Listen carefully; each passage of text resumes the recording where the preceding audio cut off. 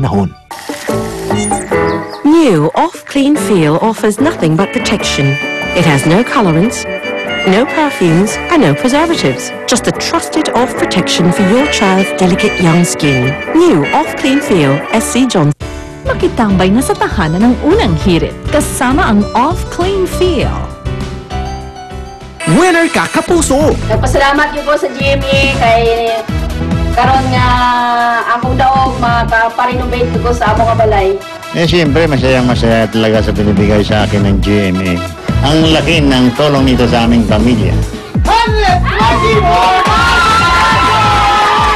Mapapagpatuloy na siguro yung pag-aaral ng panganay ko. Kaya ituloy-tuloy lang ang pag-send ng entries para sa libo-libong papremyo. Sa unang hirit, misyong totoo ang unang hirit. Ang saya-saya sa unang hirit. Ay, nako, muli na naman pong tumaas ang singil sa kuryente. Ngayong buwan, masakit sa bulsa. Ang sakit talaga sa bulsa. Pero huwag po mag-alala dahil may ilang tips po kami sa inyo para makatipid sa kuryente. Panoorin natin ito. Bahagi ng budget ng isang pamilya ang bayarin sa kuryente. Kadalasan 10% ito sa buwan ng kita ni nanay at tatay.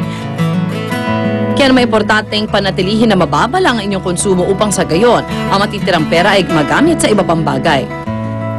Para makatipid, ang mga appliances sa bahay ay hindi dapat laging nakasaksa kung hindi naman ginagamit. Planuin ang pagbubukas-sara ng refrigerator para mapanatili nito ang lamig at maiwasan ng mayat-mayang pag-andar ng motor na nagpapalamig dito. Ugaling i-defrost at siguraduhin nakasarang mabuti ang pinto ng ref para hindi sumingaw ang lamig. Magplansya ng maramihan at hindi pa isa-isa lang para hindi masayang ang init. Gumamit ng fluorescent lights imbes na incandescent bulbs dahil mas maliwanag ito at mas matipid sa kuryente. I-off ang ilaw kapag hindi ginagamit. Huwag masyadong lakasan ang volume ng radyo at telebisyon para hindi kumonsumo ng malaking bayarin. Kung kayo ay may aircon, siguraduhin nalilinis at na-maintain ito. Lagi rin pagganahin ang thermostat. Sa ventilador naman, bahagya itong ilapit sa inyo at buksan sa mas mababang speed. Aralin din ang inyong electricity bill upang malaman kung magkano ang inyong magiging bayarin at anong klaseng pagtitipid ang dapat gagawin. Ipasuri agad sa inyong electricity provider ang metro ng inyong kuryente kung may napansing hindi tama sa reading. Madali lang magtipid sa kuryente, ang kailangan nyo lang ay tawang kaalaman at mga paraan upang sa gayo hindi lang pera ang inyong natipid, kundi nakatutulong pa kayo sa kalikasan.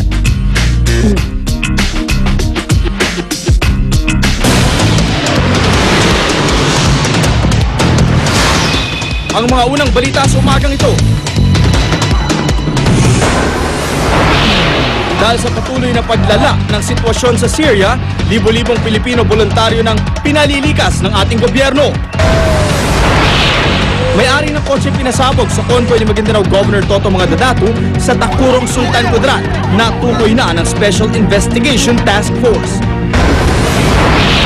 Exclusive! Aktual na pagdanakaw ng isang trainee sa isang call center company sa Mandaluyong, huli sa CCTV. Isang bata sa Cagayan de Oro patay matapos umanong lasunin ng sariling ama. At sa Pangasinan naman, 2 buwang gulang na sanggol sinakal daw ng kanyang tatay. Agawan ng lupa sa Honduras na uwi sa gulo, 11 patay.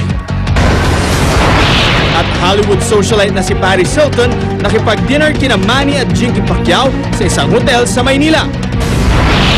Huwag pahuli, tutok na sa unang balita. Magandang umaga, narito na ang mga unang balita.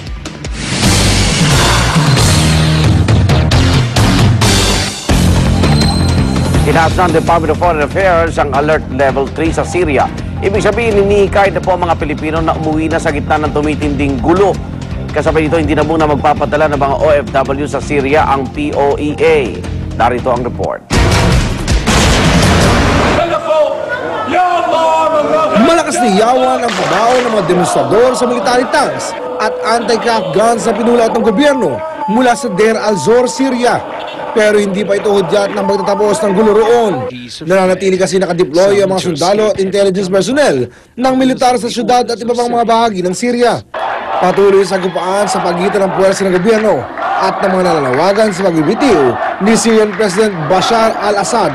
Enero pa nagsimula magprotesta ang mga demonstrador kasabay ng pag-aaklas sa iba pang bansa sa Middle East na layong wakasan ang diktatorya ng kanilang pinuno. Lalong lumala ang sitwasyon sa Syria nitong nakaraang araw dahil umano sa karaasan ng otoridad laban sa mga nagpoprotesta. Umalingaw ang putukan.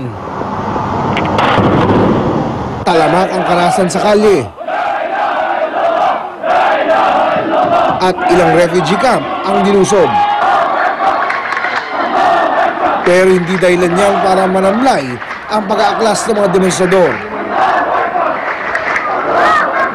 Dahil sa gulo roon, itinaas na ng Department of Foreign Affairs ng Pilipinas ang Alert Level 3 o Voluntary Repatriation sa Syria.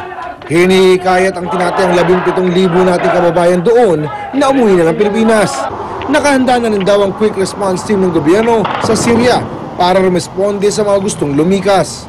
Our area coordinators, quadrant and area coordinators, are in touch with them, and they have this mechanism, a network of contacts, where they have identified who and where our kababayans are.